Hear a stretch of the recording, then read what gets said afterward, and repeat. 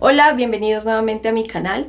Esta es la segunda parte de un video que le quise dedicar a la guerra cognitiva y a la guerra digital que estamos viviendo actualmente en esta época de la posverdad. Voy a mostrarte algo que probablemente no esperabas y es cómo algunos países han venido cambiando a raíz de esta guerra silenciosa, qué le está haciendo a nuestro cerebro y a nuestra vida según estudios recientes y por qué América Latina actualmente es el punto blanco más vulnerable a nivel mundial. Bienvenidos nuevamente, mi nombre es Melissa Estefan, especialista en marketing digital, desarrolladora de software, y este canal está hecho para hablar sobre educación tecnológica, y es importante que empecemos a saber exactamente cómo funcionan las redes hoy en día para salir un poco de esa burbuja de manipulación en la que estamos actualmente. Vamos a empezar con algo que ha venido cambiando un poco el tema de la geopolítica a nivel mundial, y es el tema de los algoritmos, y es que el 2024 fue el año electoral más grande de la historia. Más del 51% de la población mundial fue llamada a las urnas en 76 países, y la guerra cognitiva estuvo presente en el 80% de esas elecciones. El panel internacional sobre el entorno de la información registró más de 200 usos maliciosos con inteligencia artificial en intentos de interferir en el 80% de las elecciones en el 2024 en más de 50 países democráticos. Tres casos que se convirtieron como en referencia mundial, yo ya lo había explicado en un video anterior. El primero fue Rumania en el 2024, y es que un candidato que en la mayoría de las encuestas sacaba menos del 1%, se volvió figura popular o populista de la noche a la mañana de una forma completamente marginal. Resulta que los servicios de inteligencia de este país detectaron una agresiva campaña hecha en TikTok usando más de 25.000 cuentas para alterar, manipular y obviamente cambiar la percepción de voto en las personas, básicamente usando inteligencia artificial y manipulando a las personas con información falsa. Por primera vez en la historia anularon unas elecciones en la Unión Europea, y ahí empezaron ellos a trabajar como todo este proceso de la soberanía digital, que en otro video vamos a hablar sobre ella, porque siento que sí es bien importante explicar por qué Colombia o por qué Latinoamérica necesita una soberanía clara. Y digamos que uno de los puntos claves de esto es que necesitamos una protección de datos, porque así es como se están enriqueciendo las grandes empresas de tecnología actualmente con nuestros datos. El segundo caso fue Georgia, y es que vivió una crisis política profunda alimentada por desinformación, ¿sí? Resulta que esto sucedió a raíz de un proceso de integración europea, ¿sí? En redes sociales se generaron narrativas contradictorias sobre los beneficios y los riesgos de acercarse a la UE, polarizaron a la sociedad y generaron protestas masivas durante meses. Todo con fake news o deepfakes y manipulación hecha en redes sociales. Ahora pues surge como todo este tema de América Latina. Ya sabemos lo que pasó en el 2023 con Javier Milei, y es que Javier Milei rompió como esa idea del marketing político y lo empezó a cambiar un poco según lo que habían hecho en las elecciones también de Trump, y es que él hizo una campaña basándose en redes sociales, ¿sí? Y así lo han venido haciendo diferentes candidatos de derecha o libertarios en diferentes países de Latinoamérica, con desinformación, con shows, con discursos polarizados, con obviamente cuentas, bots y demás. También hay un tema complejo, y es el tema de la narrativa sobre los resultados de las elecciones. Y ya después les explico por qué, porque el objetivo no es que la gente crea que les robaron las elecciones. El objetivo es que la gente crea que básicamente no hay un presidente electo democráticamente transparente. Y ahora, ¿qué dicen los estudios con respecto a esto? Hasta ahora pues hablamos de geopolítica, sí, pero esta guerra tiene un frente mucho más íntimo, que es nuestra cabeza, y eso lo traté de explicar en el primer video. Resulta que el consumo de las noticias está básicamente en colapso.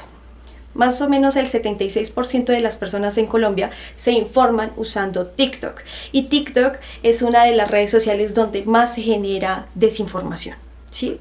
El porcentaje de personas que evitan alrededor del mundo las noticias creció casi un 30%. No porque el mundo no les importe, sino porque el flujo constante de información contradictoria genera fatiga mental.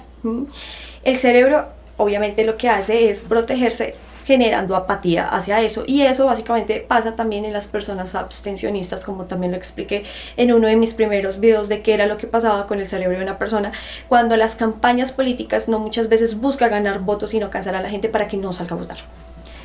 Después sigue como el tema de la salud mental, ¿sí? Un estudio del 2024 con más de 1000 adolescentes encontró que el uso intensivo de redes sociales pues no se asocia con un bienestar psicológico significativo, sino que empieza a deteriorarse con el tiempo.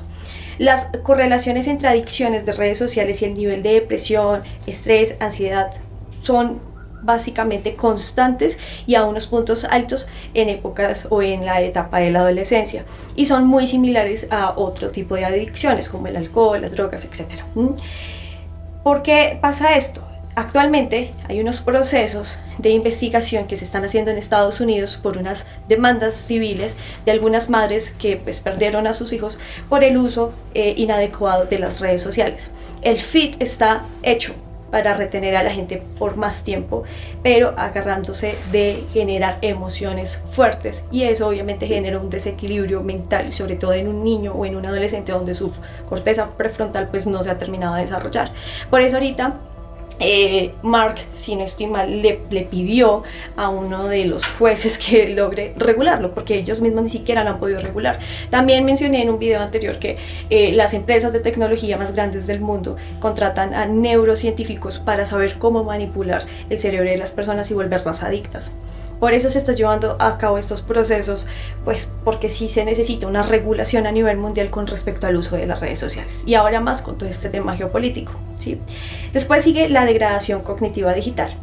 Documentado entre el 2025 y el 2026, o sea, es muy reciente, el consumo masivo de contenido breve genera informativa con efectos negativos sobre la salud mental, física y la interacción social. Según Oxford, lo eligió como la palabra del año. ¿Cuál? Degradación cognitiva digital, que se llama más o menos brain rot. Así se llama el concepto, brain rot. Resulta que 2 años seguidos duraron escogiendo una palabra para describir la degradación de nuestra relación con la información y cómo eso también hoy en día se está viendo a nivel social. Después seguimos con el tema de la polarización.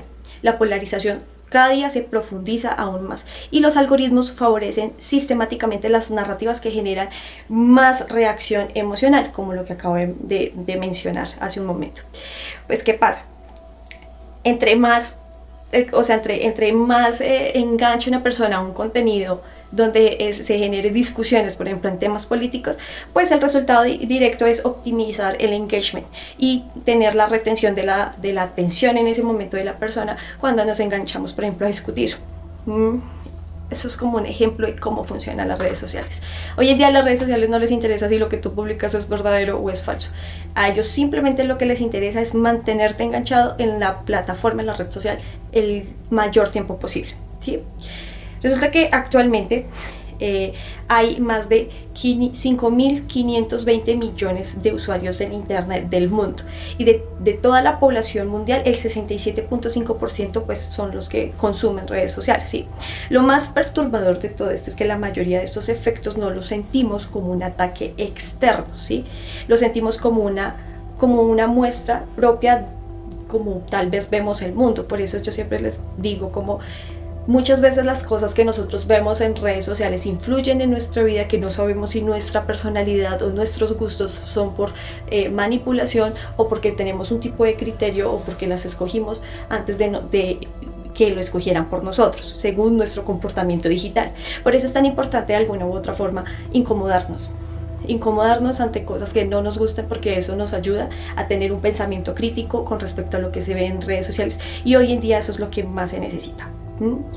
Ahora, el algoritmo y las emociones como armas. Yo sé que he sido muy cansona con este tema de las emociones, pero es importante tenerlo en cuenta, porque a este punto es mucho más como que la vida es mucho más hacia ser pragmático que emocional con respecto al uso de las redes sociales, ¿sí?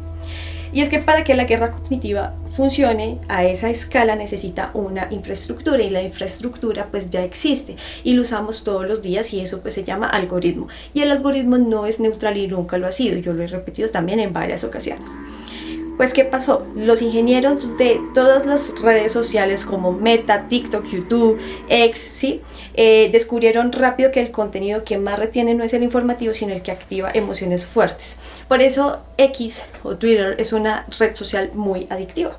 Y yo lo digo porque yo lo he usado. Y también tengo que admitir que muchas veces publico cosas para provocar a la gente, porque eso a mí me genera un tipo de engagement y hace que mi contenido pues lo muestren más. Esa es una forma bastante particular y hasta a veces poco ética de crecer en redes sociales. Después les explico cómo crecer en redes sociales, que también voy a subir un video sobre eso. Y es que, ¿cómo funciona todo esto de verdad? Según la neurociencia, cuando el cerebro experimenta una emoción muy intensa, el sistema límbico toma el control, y el sistema límbico no razona, no verifica, no procesa consecuencias, solo reacciona. Y eso es lo que muchas veces sucede cuando nosotros vemos las redes sociales. Según un estudio del MIT, demostró que las noticias falsas se propagan 6 veces más rápido que las verdaderas, porque están diseñadas para activar una emoción, y la emoción vende clics. Por eso cuando ustedes ven, por ejemplo, en Facebook sobre todo, estos links de, no sé, medios de comunicación de tu país con unos títulos súper amarillistas, la mayoría de la gente no ingresa a ver el video, la publicación o la noticia, que eso obviamente es una clickbait, que eso genera una monetización para ese medio de comunicación, sino que lo hacen desde afuera en los comentarios, y eso también igual les genera una monetización y les genera que el algoritmo lo muestre más y más y más. Después sale o llegamos como al tema de las cámaras de eco. El algoritmo aprende y construye una burbuja donde toda la información que recibes pues básicamente lo confirma, ¿sí? Y básicamente es como si tratara de insinuarte que ya lo crees y te lo terminas creyendo, ¿sí? Lo que muchas veces contradice nuestras creencias pues desaparece, no por censura, sino por vernos, ¿cómo se dice eso? Sino porque verte salir antes es malo obviamente para el negocio, entonces no te va a dar algo que no te guste, ¿verdad? Simplemente va a tratar de generarte ciertos estímulos para que te quedes más ahí. ¿Cuál es el resultado de todo esto? Que yo lo he visto incluso en mi mismo país. Dos personas de la misma ciudad terminan viendo realidades completamente diferentes, ¿sí? Sin base común de hechos, sin posibilidad de diálogo real. Eso es exactamente la victoria de la guerra cognitiva. Que así vivamos en la misma ciudad, las dos personas tengan una idea completamente paralela de lo que está viviendo en ese mismo lugar. Y está pasando. Muchas veces sucede que uno se pone a hablar con X o Y persona de cualquier cosa en la ciudad, y como el algoritmo de esa persona es muy distinto, comienza a decir un montón de cosas que para nosotros no tiene sentido, y pues básicamente pues no tiene la culpa, porque si esa es la manera como se informa y como trata de estar al día, pues sí. Después sigue América Latina y el blanco olvidado. Sí. Resulta que América Latina no tiene una soberanía digital. Muy pocos países tienen una soberanía tecnológica digital. Y obviamente esto sí es muy preocupante, porque cuando nosotros empezamos a detectar que nuestros datos están corriendo peligro y están enriqueciendo las grandes empresas de tecnología, pues tenemos que empezar a hacer algo, ¿verdad? El tema es cómo lo van a empezar a hacer. ¿Por qué es el blanco perfecto? América Latina reúne características que le hacen un terreno ideal para la guerra cognitiva actual. Primero, la alta penetración de las redes sociales a nivel social. Instituciones democráticas frágiles en varios países por el mal manejo administrativo que han tenido, ¿cierto? Alta desconfianza histórica a las élites políticas y con toda la razón. Y tradición de polarización social. Colombia tiene una tradición de polarización social desde hace siglos. Todo esto lo hace muy vulnerable, y pues esto obviamente explotan deliberadamente y generan un tipo de interés, y en países obviamente que les conviene meterse acá, y pues básicamente usan las redes sociales con ese tipo de narrativas para seguir desestabilizando cualquier país. dependiendo de sus intereses geopolíticos, económicos y de recursos naturales, sociales, en fin, en más. Es importante hablar de esto porque resulta que hay una narrativa regional, y es que en Colombia, en Argentina, en México, en Ecuador, en Guatemala, en Paraguay, de un fraude electoral masivo, ¿sí? Ese patrón se acompañó más o menos desde el 2023 hasta el 2024, y el patrón era idéntico en todos estos países, adaptando el contexto obviamente local y cultural de cada país. Y es que esto no buscaba cambiar el resultado en su momento, buscaba que nadie creyera en él. Entonces, igual, tanto para la derecha como para la izquierda, estas narrativas siempre son importantes de mantener, porque siempre desde que exista una desconfianza institucional, pues existe el tema de la polarización, y recuerde que el tema de la polarización genera ayuda a nivel político, independientemente de la orilla que sea, ¿sí? Actualmente, Finlandia es el país más resistente a la desinformación del mundo, y lo logró con un programa de analfabetización mediática obligatoria en las escuelas que lleva décadas, cosa que no pasa en América Latina, ¿sí?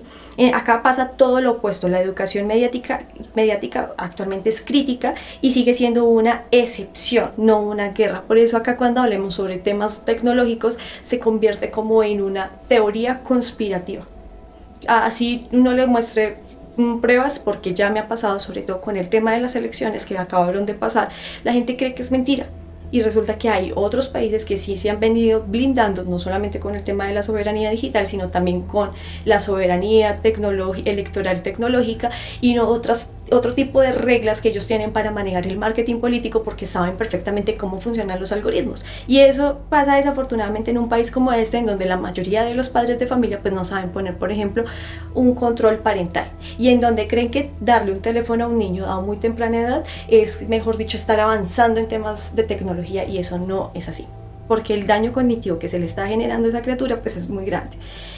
Me faltó mencionar algo, y es que Venezuela es un laboratorio, o fue un laboratorio extremo de una guerra cognitiva que pasó internamente en ese país. Resulta que Venezuela en su momento se convirtió en el laboratorio de guerra de información desde múltiples frentes, ¿sí? Durante la crisis del 2025 y el 2026, con tensiones obviamente directas con Estados Unidos, circulaban videos generados con inteligencia artificial de eventos que no habían ocurrido y narrativas contradictorias desde múltiples actores. En ese momento ocurrían operaciones de amplificación coordinadas desde fuera del país, y el ciudadano venezolano quedó atrapado básicamente en un ecosistema, en un sistema donde era prácticamente imposible saber qué era real y qué era y qué no. Por eso, a raíz de toda esta narrativa, se aprovecharon y se metieron también y capturaron a este personaje, pero es que a raíz de eso también, desde mucho tiempo atrás, se venía generando unos sesgos de desinformación muy grandes, en donde también pues la gente estaba bajo un régimen y no sabía realmente lo que estaba pasando a nivel social. O sea, todo mal, todo mal. Ahora vamos a hablar sobre la resiliencia cognitiva, ¿sí? Esto obviamente no tiene soluciones fáciles, y no las hay, pero sí de hábitos que los estudios identifican como los más efectivos para resistir a esta guerra cognitiva. La número 1, demora tu reacción. Si algo te genera rabia o miedo intenso, espera antes de compartirlo, ¿sí? Ese impulso emocional es exactamente lo que las campañas buscan, lo que los dueños de las redes sociales buscan. Recuerden eso. Segundo, busca la fuente original, no el titular, no el screenshot, no. ¿Quién lo dijo? ¿En qué contexto? ¿Existe el documento que lo cita? Y es que el 80% de la desinformación no sobrevive a una pregunta. Cuando la gente cuestiona y la gente se toma el tiempo de investigar si esto es verdad o no, esa mentira se cae. Tercero, diversifica las fuentes. Si solo consumes medios que confirman lo que ya piensas, somos demasiado vulnerables, no menos, ¿sí? La incomodidad de leer, obviamente, perspectivas diferentes, es una vacuna cognitiva a todo lo que está pasando a nivel global. Y es importante muchas veces incomodarnos cuando leemos cosas del otro que no nos gustan, pero para mantenernos informados, entre comillas, y tener un punto objetivo, es importante hacerlo. Y 4. Cuestiona el feed, lo que vemos en pantalla. Eso no es una ventana al mundo, es una curaduría diseñada para retenernos. Recuerden eso y pregúntate, ¿por qué me está mostrando esto? ¿Realmente esto me gusta? ¿Sí? El algoritmo habla más de lo que uno cree, o de uno mismo, porque nos conoce muy bien y a veces nos muestra cosas que sabe que nos va a provocar y nos va a generar cierto tipo de reacción y nos muestra más eso. La 5. Apoya el periodismo independiente. Es importante. No es perfecto, obviamente no va a haber un periodismo independiente perfecto, ni siquiera tradicional, ni siquiera de las grandes compañías, pero es importante apoyarlo, ¿sí? Y apoyen el que sí muestra sus fuentes y corrige cuando se equivoca, porque eso hace que sea creíble, ¿sí? Que tenga credibilidad. Ese periodismo es infraestructura democrática hoy en día con respecto a todo lo que está pasando. Hace unos años la pregunta era, ¿cómo accedo a esta información? Hoy la pregunta es mucho más difícil. ¿Cómo sé si lo que estoy consumiendo es real? Esa pregunta no va a desaparecer porque esto se va a agravar aún más. Todo esto va a empeorar y va a ser catastrófico realmente. Lo único que puede cambiar la ecuación de todo lo que está pasando es que es gente que decide no dejarse llevar, aprender a tener resiliencia cognitiva, ser mucho más pragmática, menos emocional y básicamente que decide que la verdad importa aunque incomode. Si llegaste hasta aquí, pues eres esa persona. Este canal acaba de empezar, yo les agradecería mucho que se suscribieran, que encendieran la campanita, que dejaran sus comentarios, que compartieran este video a alguien que de pronto necesita saber esta información. Voy a seguir publicando cosas que hablen al respecto de esto, también ir avanzando como cómo crecer en redes, cómo funcionan los algoritmos en diferentes tipos de redes sociales en la actualidad, para que también le saquen el mayor provecho a esto. Pero es importante, primero, antes de hacer este tipo de cosas, de vivir de las redes, tener un filtro para que no nos afecte. Muchísimas gracias, nos vemos en la próxima.